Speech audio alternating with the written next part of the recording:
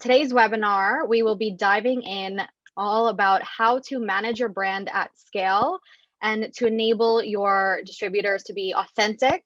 But the most important part will be to be compliant on social media. So that is going to be exactly what we'll be covering in today. We have with us myself. My name is Raquel Sims. I run the strategic partnerships and customer success departments here at Premier Republic.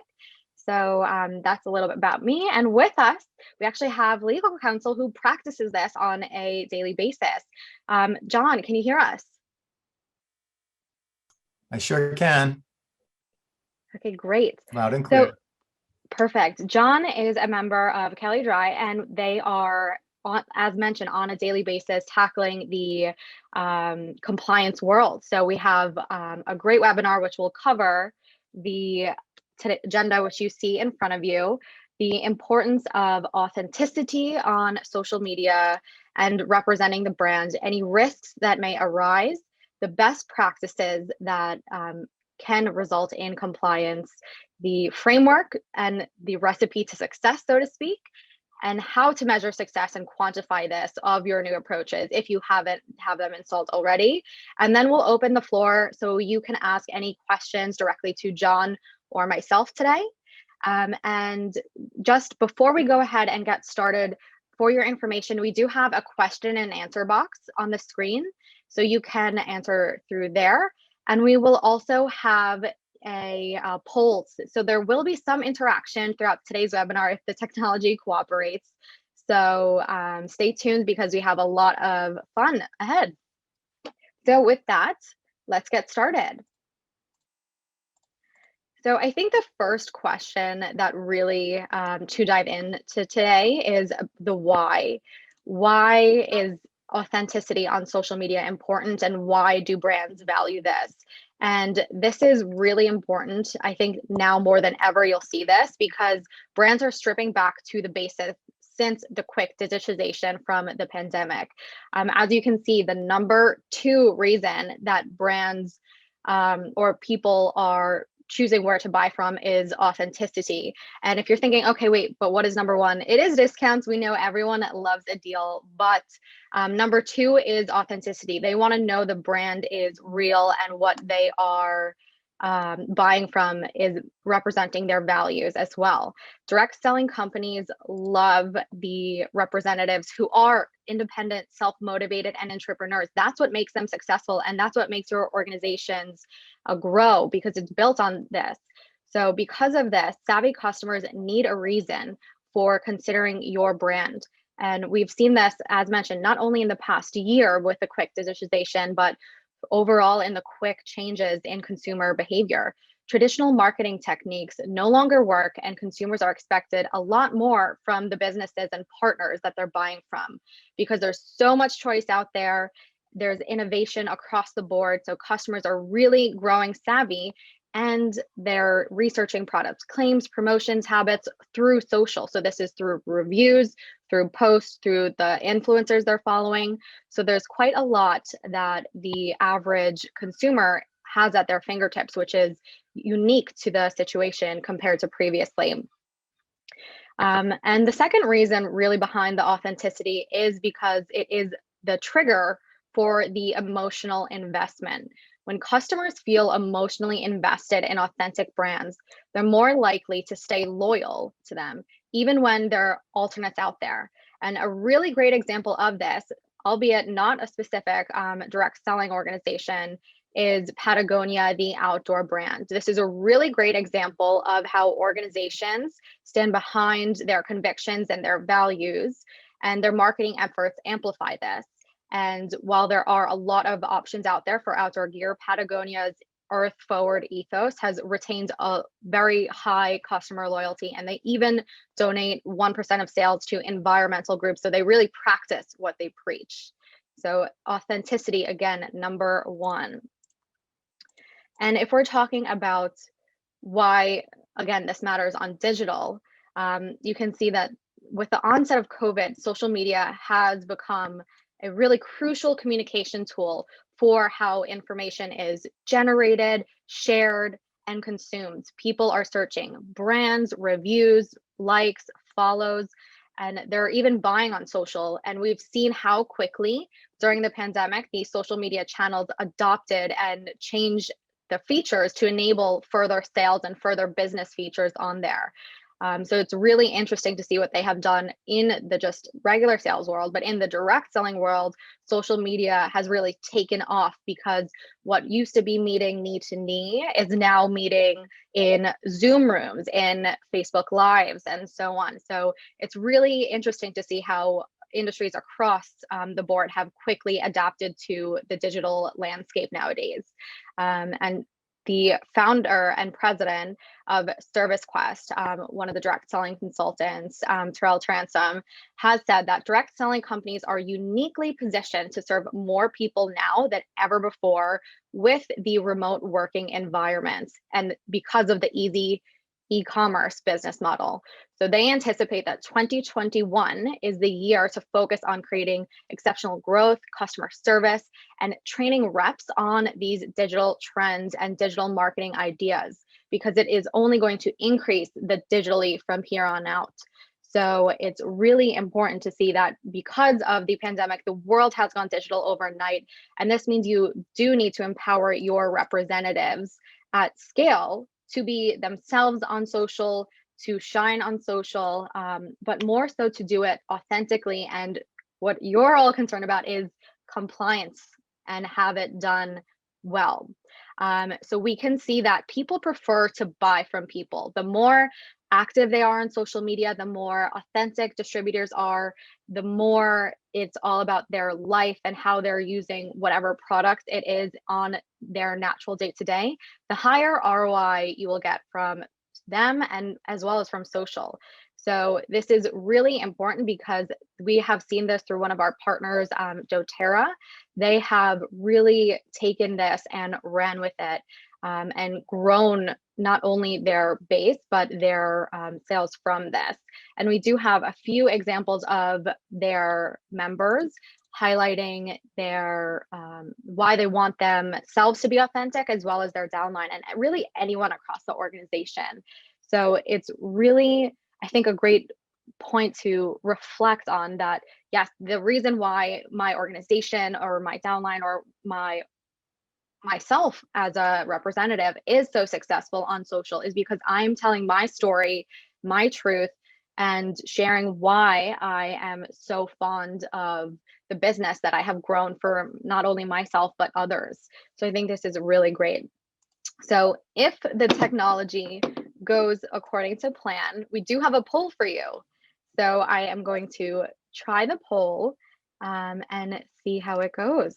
All right. So the first question is enabling your distributors to be authentic one of your top priorities for 2021? So let me know. There's no wrong answer. I want to hear where your initiatives are. So you have about 15 seconds to answer. So head over to the screen and we'll see. All right, getting some interesting feedback. Okay, we're going to close the poll and see what you're thinking. Okay. So it is actually a pretty interesting mix and even distribution, with the top answer saying that yes, the authenticity and enabling my representatives is a top priority.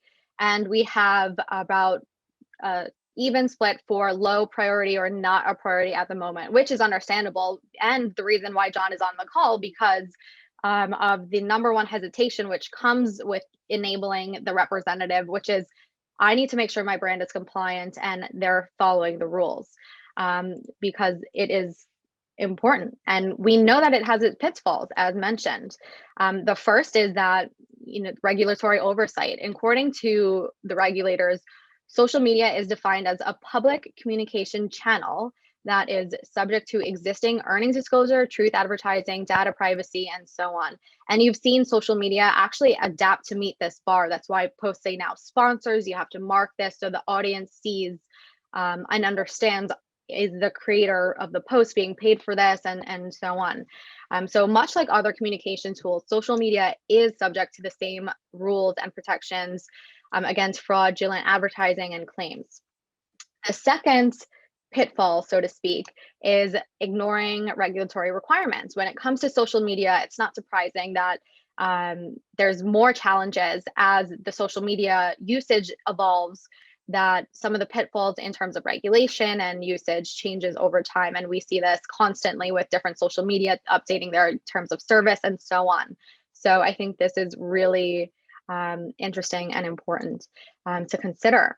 And the third pitfall here is ignoring brand messaging and reputation, which is the number one feedback that we get from the brands that we work with. Because with a seemingly well-intentioned post, mistaken word or accidental usage here can actually have long repercussions by accidentally making false claims or making anything along those lines. So it's important that we avoid these posts on that. So with that, I'm going to turn the microphone over to John, the main reason we're on the call today, so he can discuss the legal sense behind all of this. So John, the mic is yours. Well, thank you so much, Raquel. And, you know, authenticity, it makes me nervous as a lawyer, I have to say, because what it suggests in some respects is that individuals are free to be themselves and say what they might want, anything that they might want to say. And in this particular market segment, there is a great deal of risk, I think, as we all know. So it's really important, while we want our distributors to be authentic for the reasons that you've heard, it certainly makes for a better direct selling experience. It leads to greater success, no question about it. Sadly, we also have to keep an eye on our distributors so that authenticity doesn't lead to legal risk. And there is a great deal of risk in this area. As you all know, in recent years, we've heard the horror stories of, Vima and Advocare and Nerium that's now fighting with the FTC and others. And it can be a potential, it could be a very costly exercise if you're contacted by a regulator. And it potentially could even bring your company down, as we've seen over time. And we're also increasingly seeing the FTC and regulators take action against individuals. In the Advocare case, for example, individuals were named. So it's very, very important that while we want our distributors to be authentic, because that's how you're going to be a successful direct selling company and how you're going to successfully sell products, we also need to focus on training, monitoring, and enforcement.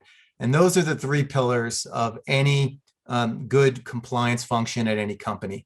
Now, we could spend more than 15 minutes or we could spend all day really talking about each of these three pillars, but I want to cover today some high-level points so that we can consider each of them and briefly walk through all three of them.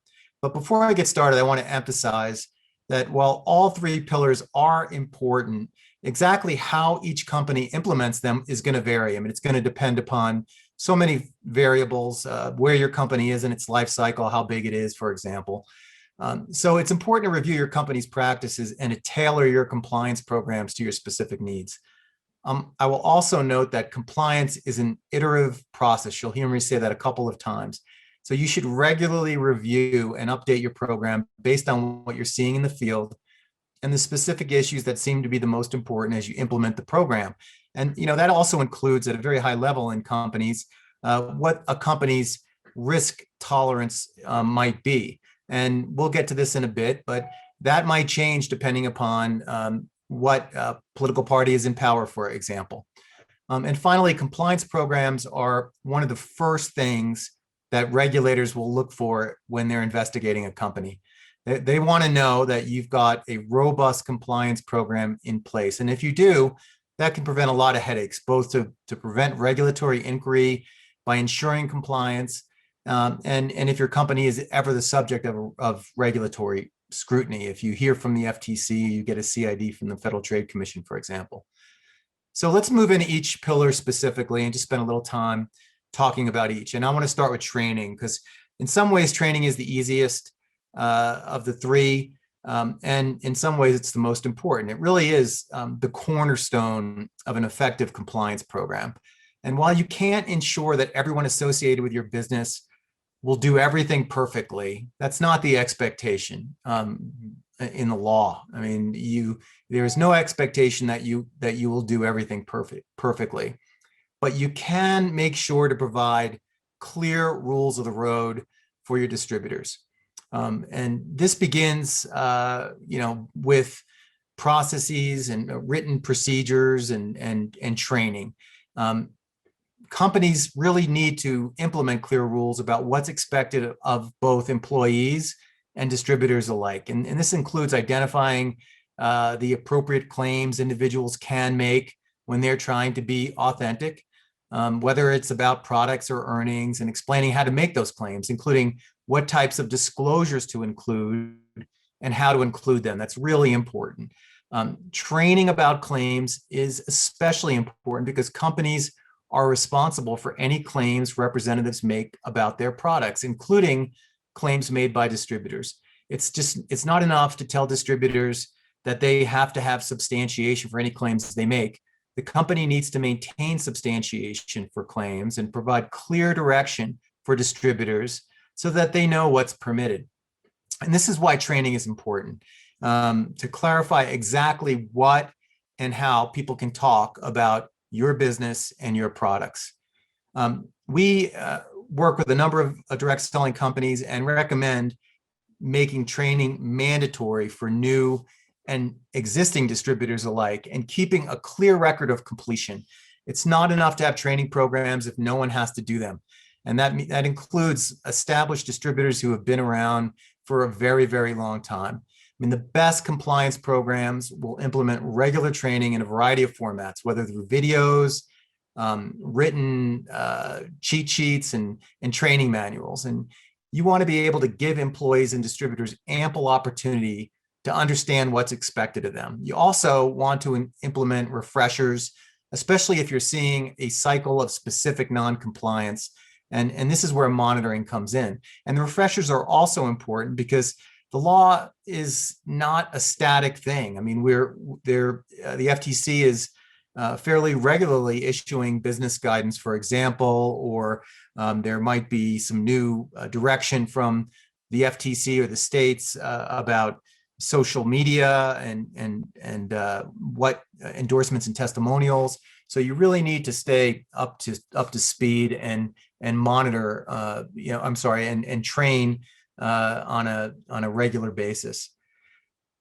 So what do we mean by monitoring? Well, it really is, it is just what it sounds like. Monitoring is reviewing your distributor's claims, social media posts, presentations, etc., to make sure that they are compliant with the training that you have provided.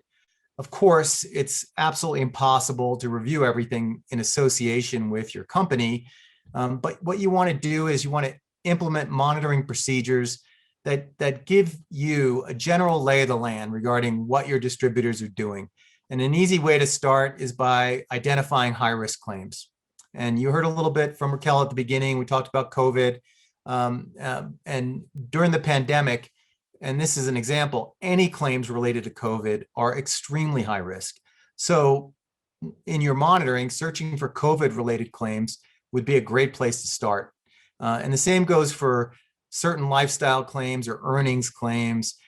Key terms like, millionaire or full-time income are easy starting points. And there are many, many others. And there are many different ways to implement these searches. Depending upon the size of your company, manual searches might be appropriate. Basic social media searches that include key terms and your company name are a great place to start. But for some companies, manual searches might be impossible because they're just too big. And for those companies, there are third-party solutions that you can implement to conduct broader searches. And there's really no one solution that's perfect, but implementing multiple tools will help to ensure that you have a good sense of what people are saying about your products. And it'll enable you to take steps if your distributors are going too far or stepping over the line. And having those processes in place are going to be really important if you are contacted by a government regulator, because again, the expectation is not that you are out there monitoring to achieve perfection, but the expectation is that you're taking reasonable steps to ensure that your distributors are following your policies and procedures. Now, let's talk about finally about enforcement. Again, training, monitoring, enforcement. Those are the three magic words. And without enforcement, a company's compliance program, it really doesn't mean much. The same way that laws without enforcement don't deter non-compliant behavior. And that's why a good compliance program provides a thoughtful enforcement mechanism when confronting non-compliance. So what does that actually mean? Well, first, it's important to impose meaningful consequences. No one size, there isn't a single size that fits all when it comes to consequences, but when determining how to enforce your rules, you may want to consider a number of factors like the severity of the action and whether it is this distributor's first offense. Obviously, someone who hasn't been with a company too long may not do everything perfectly from the beginning, and that might mean that the consequence should be additional coaching. But for a long-standing distributor, the same offense might warrant more severe action because the distributor probably knows better. And this is key, even though it may be hard, and I know this is hard, to take enforcement action against your top distributors. You want to make sure that you're applying the same rules across the board and not giving preferential treatment to those on top. I can tell you from experience that this is an issue, has been an issue in FTC investigations where a company has been reluctant to enforce its rules against its top distributors because they are such big earners. But taking those steps, if a company is actually taking those steps, it's going to be an indicia of a very healthy compliance function when it comes to enforcement. All right. Now, along with levying enforcement, you want to keep track of the violations for a few reasons. First, you want to have a clear record of what's tripping people up. I mean, you might see that there is an issue out there and it's repeating itself. And so you'll want to provide some additional training around that. And that's going to really help you to update your training and monitoring to make sure you're addressing those common pitfalls. And again, this is an iterative process. So you also want to make sure to keep key stakeholders in the loop. Compliance should permeate the culture of the company, which means everyone should be aware of the rules and what's being done to enforce them. With FTC actions in particular, we've seen a lot of efforts to name company officers in enforcement actions. And we've also seen instances where they've named top distributors. So keeping those in charge or those at the top in the dark is just not an option. They need to be involved. So again, and I mentioned it twice, I'll mention it a third time, the key takeaway about compliance is that it's an iterative process that doesn't require perfection. Instead, you want evidence that the company has put the procedures in place to train, monitor, and enforce the rules of the road related to company compliance. You won't catch everything. You just won't. But having the right procedures in place and effectively using them will go a long way to ensuring that the company is not dealing with an excessive amount of risk, and hopefully it puts the company in a position, if they're ever contacted by the FTC, to take appropriate action. So now that we've talked about compliance, I want to spend just a few minutes talking about what enforcement might look like under the new administration, the Biden administration. As you know, the FTC has been the primary regulator of direct selling companies for many years, and this year was no different. I mean, they have dedicated employees in the Division of Marketing Practices that really do nothing other than monitor the activities of the direct selling market segment, and they're highly suspicious of many direct sellers. I can tell you that from experience. Also, together with the FDA, the FTC has been very active in policing companies who are making earnings claims and claims about products that could allegedly prevent or cure COVID. And we've seen a number of dozens, actually, more than dozens. I think it's up to almost 200 warning letters that have gone out relating to COVID and earnings claims during the pandemic. So I think the takeaway here is in times of economic uncertainty, the FTC is especially interested in ensuring that any claims related to income and earnings are truthful. And direct selling companies are an easy target for enforcement related to earnings claims specifically. If you don't know, the DSSRC, the Direct Selling Self-Regulatory Council, has put out an earnings claims guide, came out in June. It's an excellent document. You can find it online, has many good examples, and it will really be a great resource for those of you who are trying to make sense of when an earnings claim is permissible and when it steps over the line. I recommend it very highly. Also, the FTC has paid close attention to health claims, and it's been no different with COVID. So the agency has highlighted claims related to immune support and COVID prevention in warning letters to companies. The agency was not only interested in explicit COVID claims, but also claims that say things like uncertain times or these trying times. And the takeaway here is that the FTC is paying close attention to claims associated with the pandemic specifically. And as long as it continues, it's unlikely the FTC is going to take its foot off the gas related to any of these claims. Now, I want to just close by saying that I think that this is a time where we want to, direct selling companies want to be especially vigilant. During Democratic administrations, what we have seen, and I've been practicing for the FTC for 30 years now, we see increased enforcement activity generally, and in the direct selling space specifically. So my expectation is that there will be more cases, and what you don't want to be is a low-hanging fruit. I mean, Democratic administrations are often interested in increased regulations, which tends to mean more enforcement by the agencies. And I can tell you that, in a speech recently by Republican Commissioner Noah Phillips, it seems that unfortunately direct selling enforcement might be a bipartisan issue.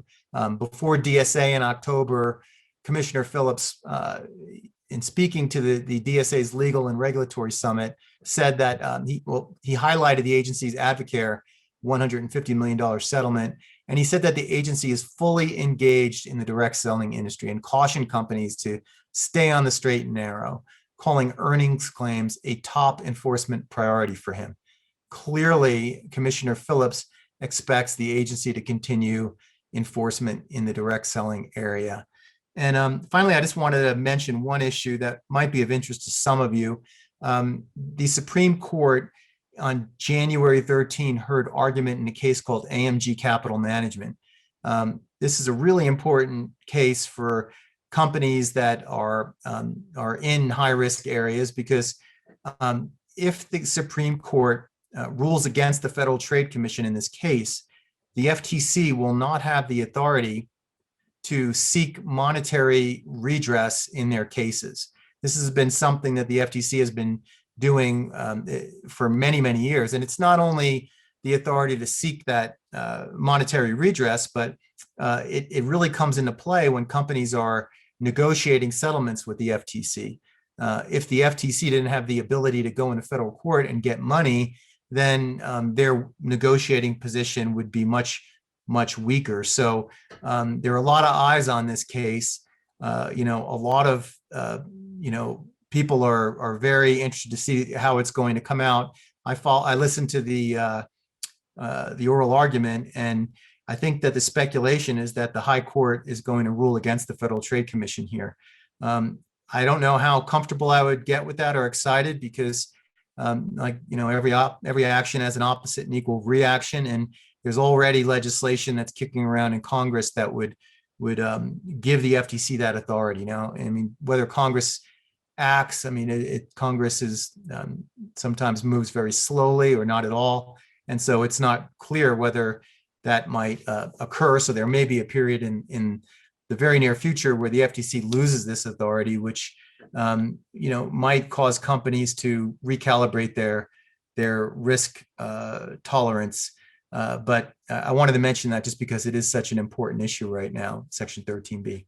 But with that, I will turn it back to Raquel. And if anybody has any questions about where the FTC is now, or the law when it comes to direct selling, I'm very happy to answer those questions. Yes, thank you, John. And everything you said is really important to take with you when we're talking about the overall framework on how to make your brand thrive on digital, but while striking the very important balance, as you mentioned, of staying really like vigilant on the framework that you're setting up, on the rules and monitoring that you highlighted through your three key pillars. So thank you for sharing. You're welcome. And as mentioned, we will have a question and answer session at the end of today's call, and we will also be sharing John and ours information. So you can always continue these conversations or bounce any ideas off of. So after John's key points highlighting the need to stay, sorry about that, stay vigilant on your compliance, you may wonder, okay, but how do I now enable my representatives to be themselves on social, because I need to make sure that I'm covering my organization at the top level down. And we do have a framework in place that we've seen tried and tested that does lead to success on social. And like John said, you're not going to catch everything, but you can do the best job to have your organization set up for success. So that is where you see these pillars in front of you. And we'll break down each one very quickly as well. So you can see, okay, let me keep this in mind for the future. So the first one is just about the basics. This is a foundation that 9 times out of 10 you already have. But we advise to keep reviewing the core brand and get back to the basics before you start implementing the authenticity and compliance campaign among your representatives, because this is, as mentioned, going to be the foundation that you're going to be building your brand upon. So having these values, your mission, vision, knowing your audience, who you're speaking to, because of this is what the representatives will amplify as they're sharing their experiences or talking to the same audience and so on. So this is really important as well. And then the second pillar is providing them the ability to essentially be foolproof, which is providing them content to distribute. Business owners might assume a content strategy is a nice to have, but it's not really the case early on in a business, or as John mentioned, in the direct selling industry, because producing high quality content is really important to meet the business needs. So companies can find you, your brand is really well and cleanly defined, and your audience follows you for more and more clean content. And this way, the representatives are able to see your aesthetic and mirror that in their own socials as well. So for this one, this is a little bit more in depth because of this, the fact that it is content and it does require input. So you do have the first aspect, which is the headquarters should be building this strategy around diverse types of content. So this is not just having a product image after product image after product image with potential claims, because A, as John mentioned, that's where you get into the murky territory, and B, that's not actually what sells on social. We're talking about authenticity, and especially in the post-COVID world, you're more authentic now more than ever. They're not wanting to see the full high production value of fully made up, fully stylized shots. It's all about peeling back the layers and being more authentic. So that's really an interesting piece to keep in mind when you're building the social strategy, again, at the headquarters. The second is choose a team that's responsible not only for the creation, but for the distribution of social. And what's really interesting is that this can be in-house or an outsourced team that has your content in mind and is following your brand messaging and really an extension of yourself. And we see this in the smaller and growing direct selling organizations, or even in large organizations that are operating out of different markets, because we know when you're growing into a different market, it can be a lean team at first to test it out. So you want to make sure, again, you're working smarter and not harder there. Then ensuring the content is really easy to access, filter, save, and schedule. So this is where the foolproof methodology comes for the representatives, because you're really giving them everything that they would need to thrive and show themselves on social, which enables them to be themselves and to stay as compliant as is possible on social media. And then the tracking and usage overall will help as well to measure the content success.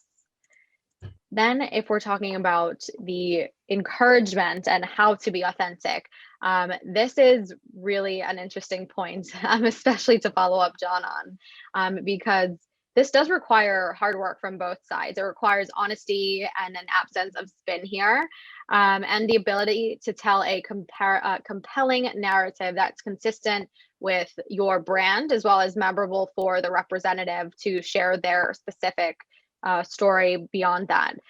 So this requires relating to your audience, and again, being authentic and honest, and as mentioned, peeling back those layers. So this can be elevating a topic that is on top of your minds, highlighting that authenticity is a part of your personal brand, which I think we all know, but don't really haven't pierced the veil of that on social media yet, because you do see, for example, the famous trend like Instagram versus reality, where you have this super stylized image versus like the actual behind the scenes, which is not as glamorous. So I think it's really that authenticity that you do want to encourage others to highlight through the means of your brand. And it's giving them easy software to make this happen, and not over monitor them as well. So then this is where it gets really interesting in terms of the pillars for the framework, the policy to set up. Some of the worst social media situations start with an employee posting something inappropriate or violating the guidelines, but these are turning out to be easier to avoid through the privacy guidelines and confidentiality guidelines. So you can share how they should be interacting with customers online and describe what policies that you have. So that's really interesting. The use of intelligent software to filter keywords and to pre-approve this. This is popping up more and more, and very helpful not only in direct selling organizations, but across the board when you are enabling a workforce to post on behalf of the brand in the form of employee advocacy, essentially. And then the biggest pillar, as John highlighted, which is the unsubstantiated claims, because this can lead to the FTC using this in a reference in a letter to you, for example, which is exactly what we're here to avoid.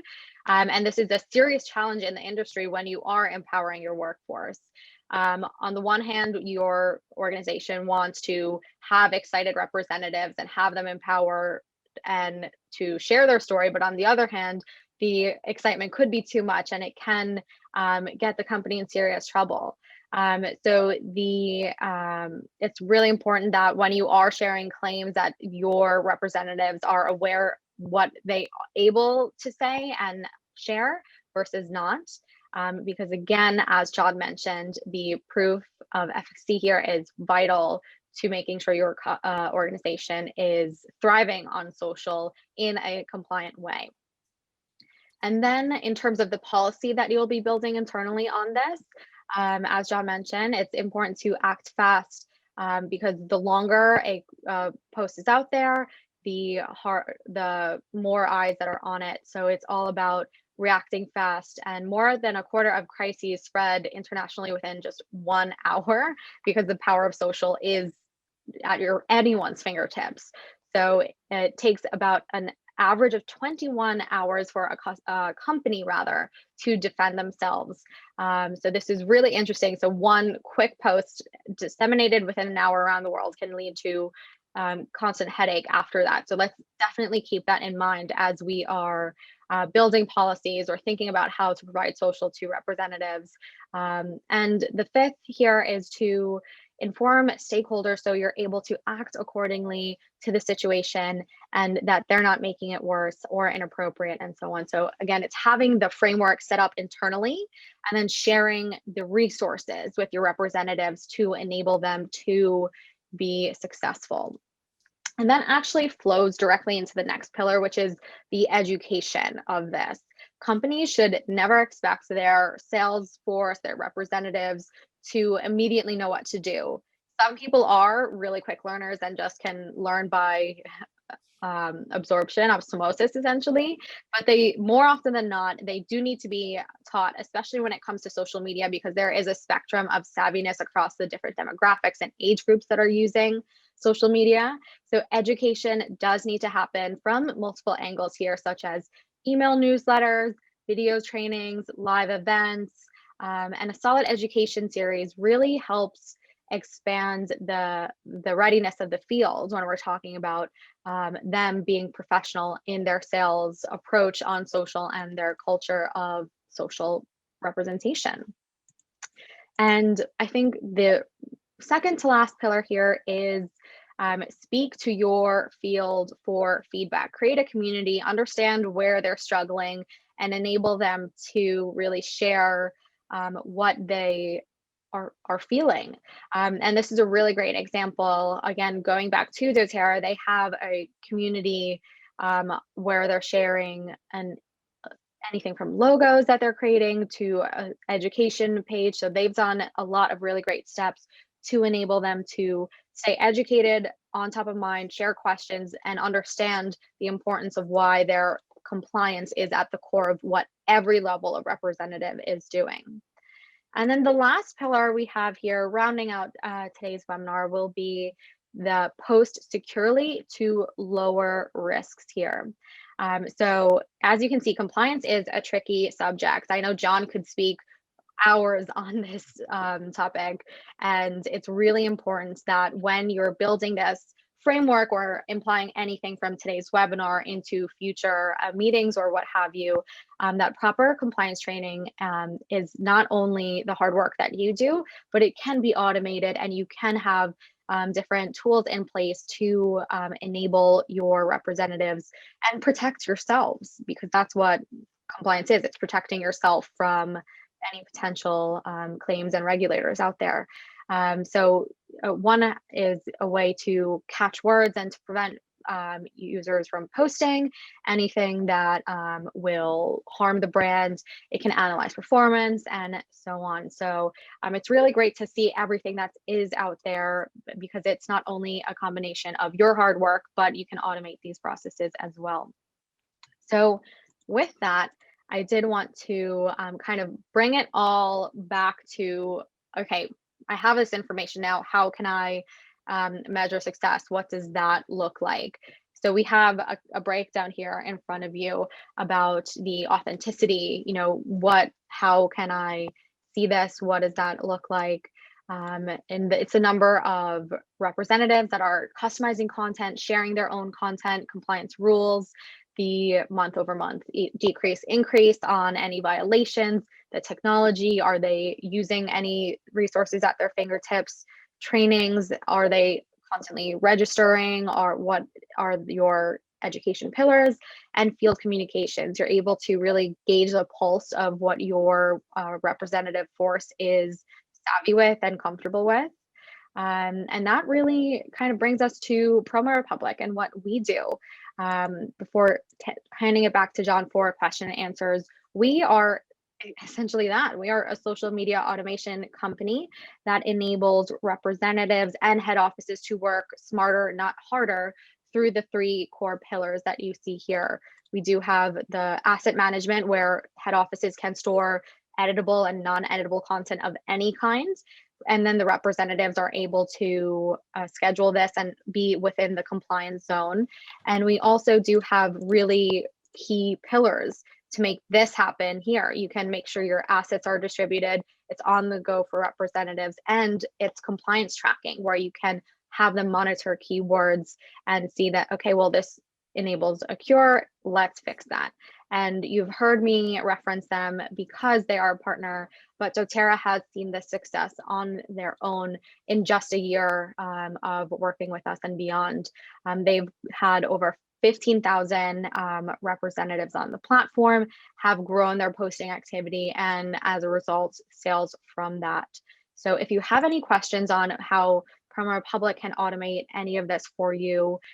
You have our information. We're going to share it via the chat box, but also bringing it back to John, we have also the question and answer session. And I have seen, I think, one or two come through here.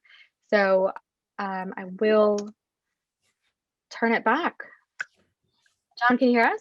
Yep, I can. And the only question that I saw was, or I guess the first question was, and I answered it in the box, was access. How do you access the direct selling self-regulatory council's earnings claims guidance? And you can see if you go into the chat space that I've included a link there, and you can see it on your screen. Nicely done. Yeah, and I'm happy to answer any other questions if anybody has any. If not, I would just, I would really suggest that you focus on training, monitoring, and enforcement, especially with the new administration in place. I think that if you do that, then you'll be in a position to ensure that your distributors are being authentic and successful, but that they're doing it in a way that's not going to create risk for the company. Thank you. No, I definitely agree with that. And I'm going to share the link that you shared because I think it didn't go to all attendees. So that should be in the chat box. So just as a reference, the screen that was on the screen about the Direct Selling Self-Regulation Council, that is now in the chat box, as well as the information to reach a member of our product expertise team, and obviously John's information as well. So all of that is in the chat box. And if there are no further questions, we want to just thank you for your time today. It has been great for us to dive into this, as mentioned, complex topic, both through the legal side and through the creative side, and how to make those pieces work together. So thank you all for your time, and thank you, John, for participating. Thank you, Raquel.